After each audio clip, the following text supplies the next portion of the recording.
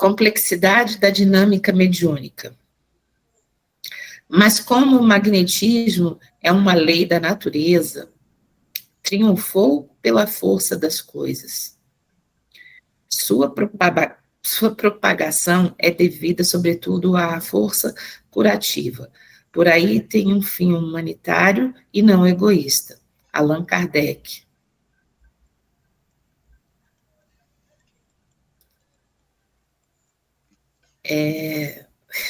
Vitor, né? É a pergunta, é porque eu fico assim, doutor Vitor, assim como se constitui um desafio o conhecimento profundo das ligações energéticas entre o perispírito e o corpo físico, por conseguinte, também se revela instigante a complexidade dinâmica da mediunidade, mecanismo impossível de ser devidamente pesquisado em campo experimental científico, por insuficiência de instrumental passível de devassar os planos vibratórios que nos interpenetram.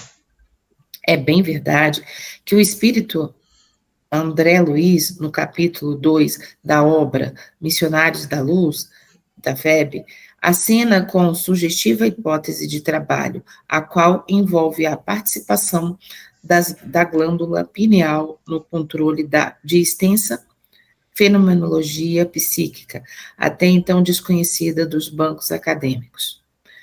Todavia, tudo indica que ainda perlustraremos uma longa trajetória até assimilarmos a compreensão exata dos vínculos sutis que estruturam as ligações fluídicas entre o perispírito e a matéria.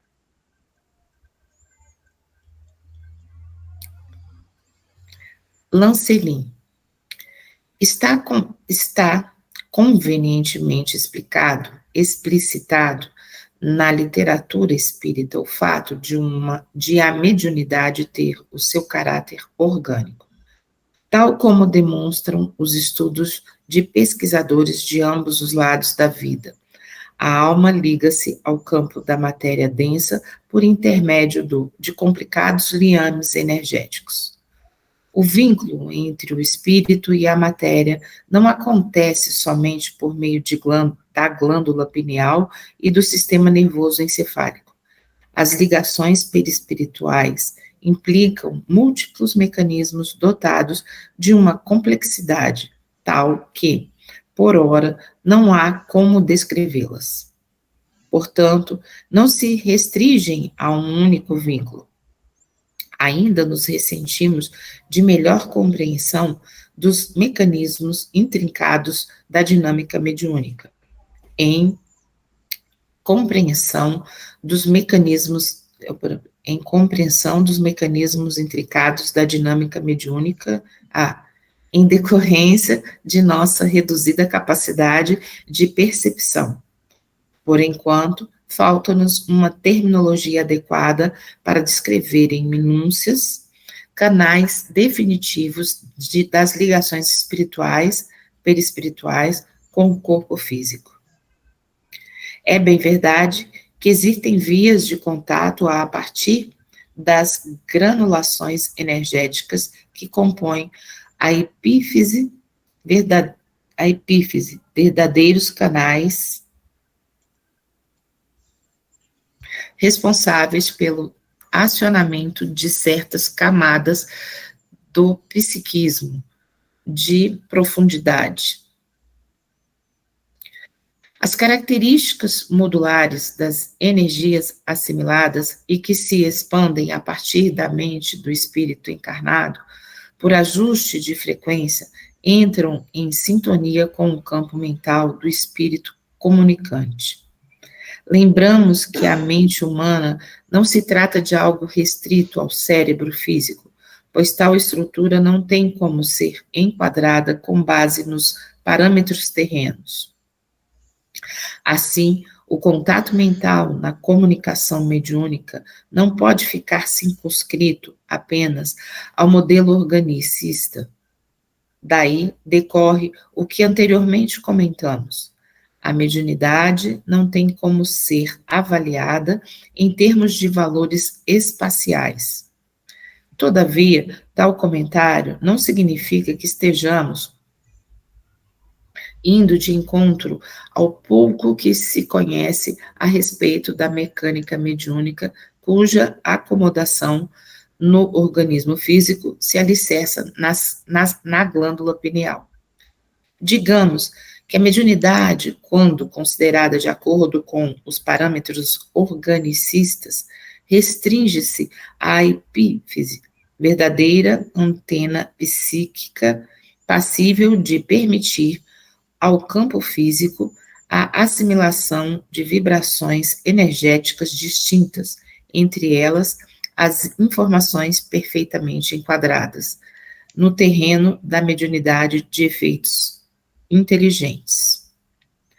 Os estudos que aprofundam a vertente orgânica da comunicação mediúnica são de máxima importância, porquanto os esforços de pesquisa sempre resguardam valores significativos.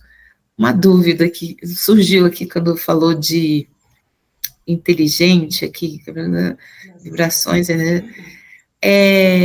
Os animais têm mediunidade? Ou eles já são animais assim? Porque tem os, quando fala de inteligência, a gente pensa no humano, mas e os animais, tem? Porque todo mundo fala que o bicho sente, que aquela coisa toda, é uma mediunidade? Não sei. Inteligência eles têm. Tem vários livros com casos e casos mostrando que eles têm uma inteligência, às vezes, muito mais aguçada do que alguns humanos que a gente conhece. Mas, assim, em termos de mediunidade, acho que ninguém nunca pesquisou isso, não.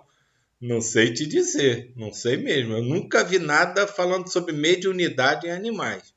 Sobre assim, mas se a gente partir do ponto que eles têm inteligência, pode ser que algum tipo de mediunidade eles tenham naquela questão de aqueles animais de estimação que tem uma ligação com o dono, que percebe quando ele está se sentindo mal, que tem até alguns que são usados como alerta, né, de convulsões. Quem garante para a gente que isso não é um guia ali que avisa ao cão, ao animal, e ele dá o sinal? Então, quer dizer, pesquisado eu acho que nunca foi, mas acho plausível que eles tenham mediunidade também. Mas assim, eu acho que você não vai achar nenhum texto falando sobre mediunidade em animais, não. Eu, pelo menos, nunca encontrei. Não sei se alguém já encontrou.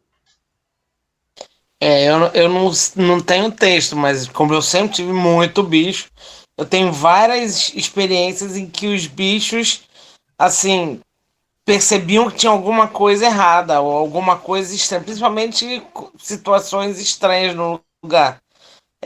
De, de o bicho olhar, de o gato, por exemplo, olhar para um lugar e se arrepiar e não ter ninguém. Tava eu e o gato. O gato olhou para a porta que eu estava, comecei a sentir uma coisa estranha.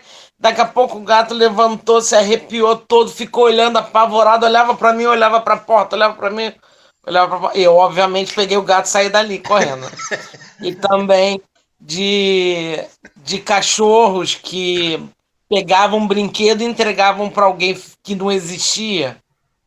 Quer dizer, eu tenho bastante experiência de sei que eles veem alguma coisa que a gente não está vendo.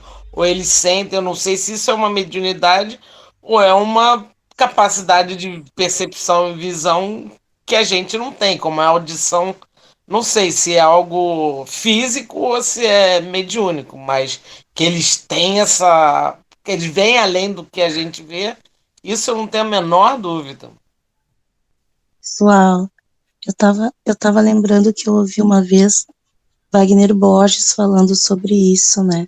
Que ele diz que os animais não têm a mediunidade nesse sentido de servir de intercâmbio, né? De espíritos, mas eles têm a paranormalidade dessa percepção realmente, que eles veem desencarnados e para eles é como se fosse encarnado, né?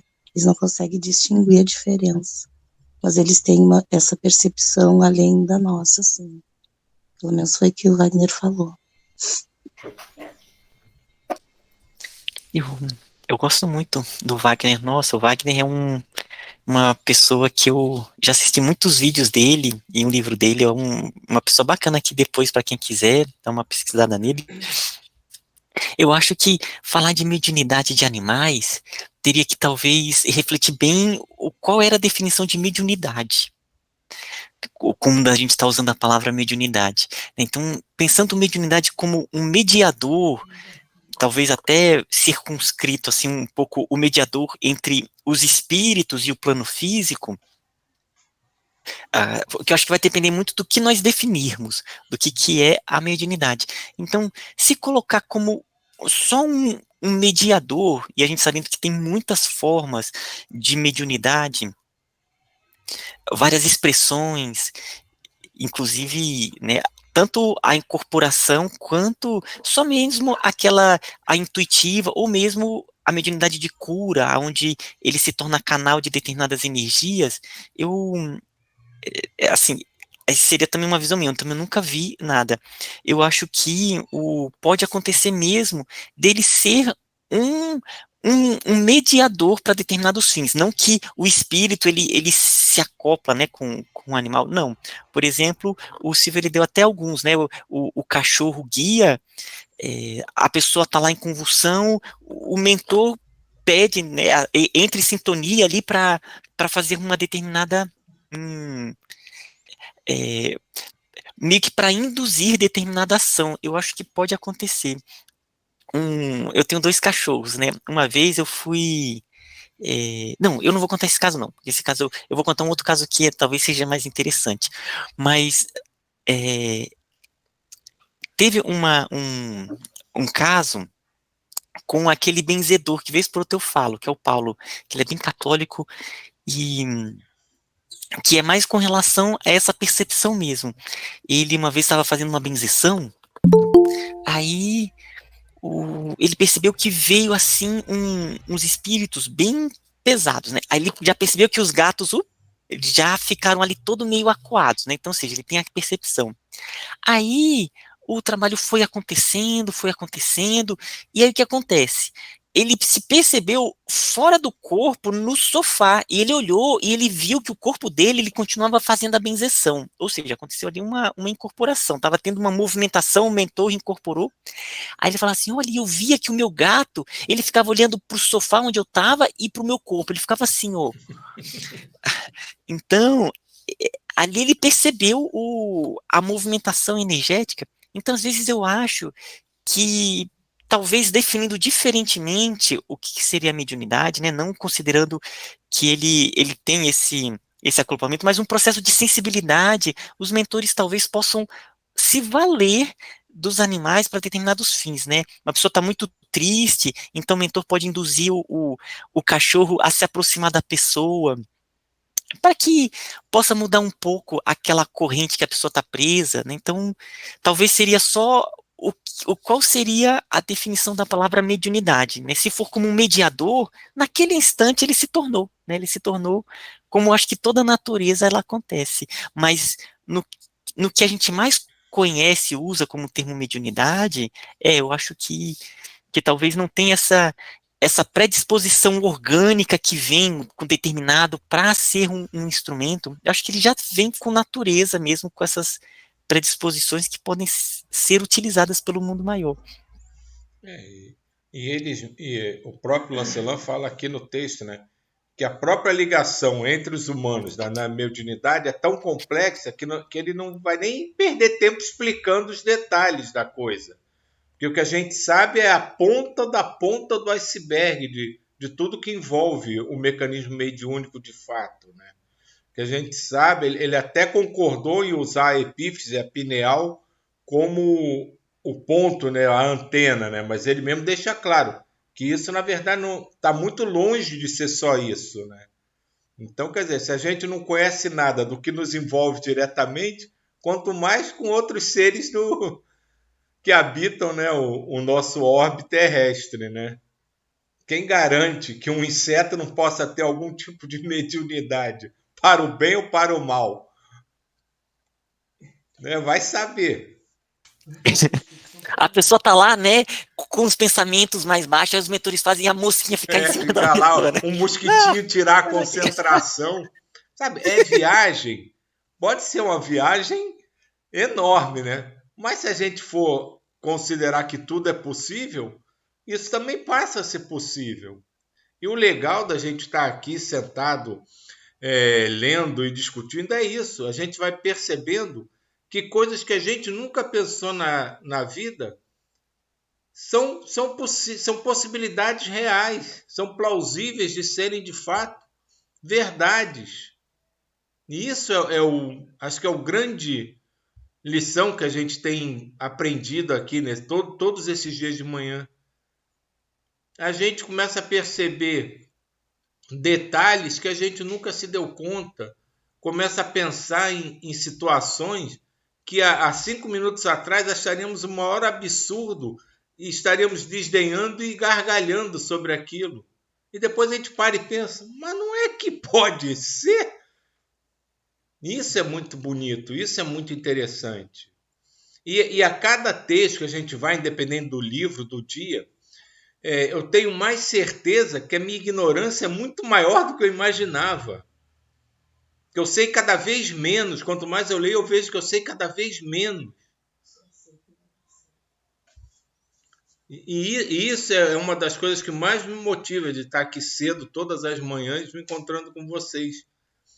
Todos nós, a gente se dá a mão para olhar um para o outro. Pô, mas tu não sabe absolutamente nada da vida, né? Eu também. Vamos ver se a gente consegue aprender alguma coisa.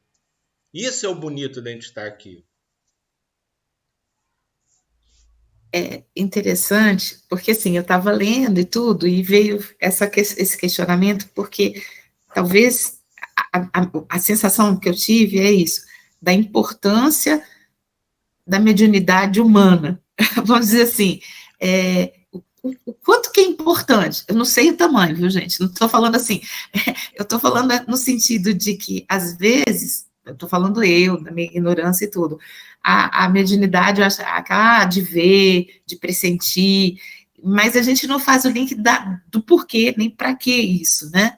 Aí a gente fica meio animal, assim, igual o gato, igual o cachorro, que só pressente, que tem a sensação, mas a gente não, vamos dizer assim, o ser humano tem a capacidade de ultrapassar só isso daí.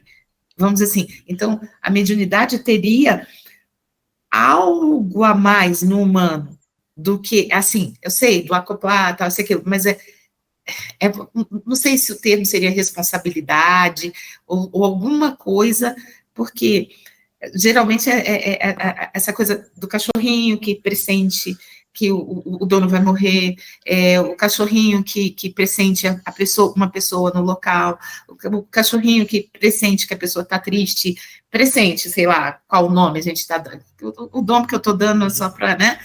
Então, a gente, se é um ser humano, a gente fala, nossa, ele é médium, é um grande médium, assim, estou dando aqui, né, é um ótimo médium, mas talvez seja aí, né, a responsabilidade da gente dentro dessa mediunidade, vocês estão entendendo, assim, por causa da nossa inteligência, da inteligência em dúvida, né? Da nossa, entre aspas, inteligência, o que a gente tem para fazer com essa mediunidade? Seria algo assim.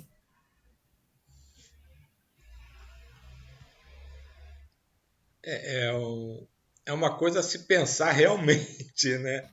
Qual é o nosso papel nisso tudo, né? Porque a humanidade levou muito tempo para cogitar a possibilidade de existirem outras formas de vida no universo, né?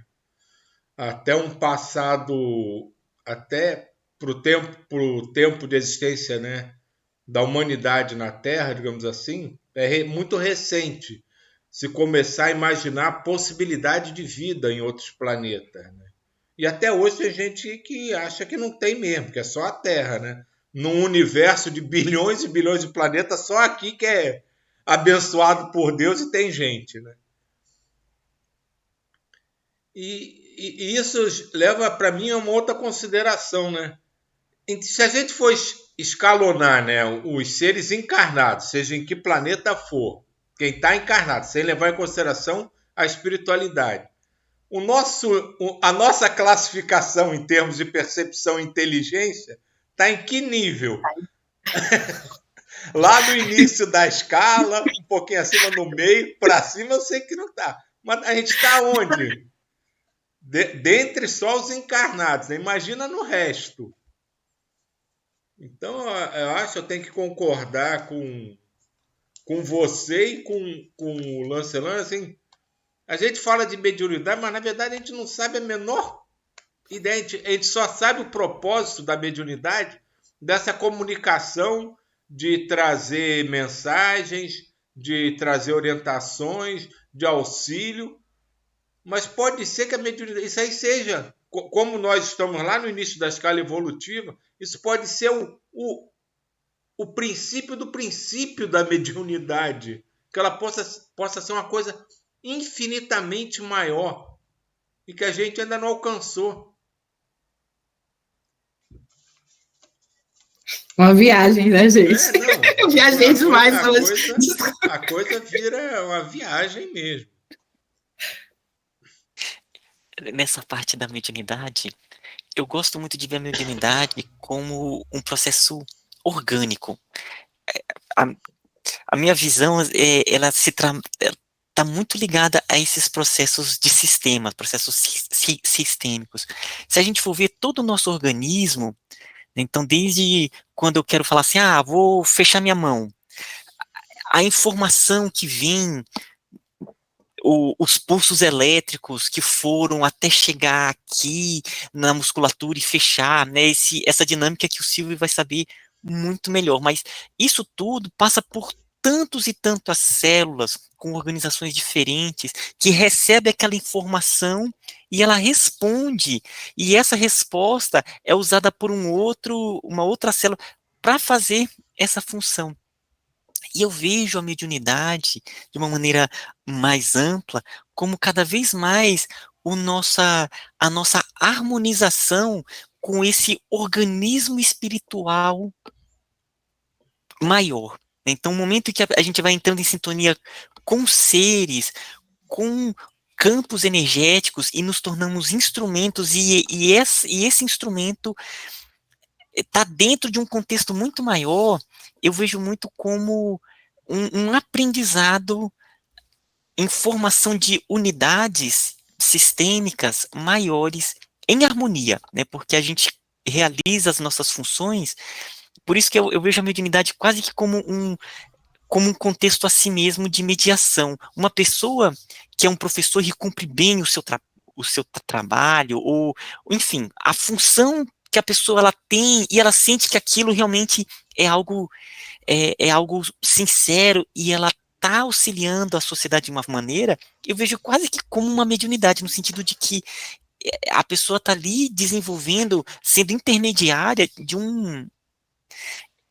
uma função, de um fruto para o coletivo, sabe? Então, eu gosto de ver muito isso tudo como um aprendizado para a formação de organismos maiores, unidades maiores, né? Então, que é com o mundo maior, com os mentores, com o mentor individual, com o mentor coletivo, a gente se torna cada vez mais instrumentos.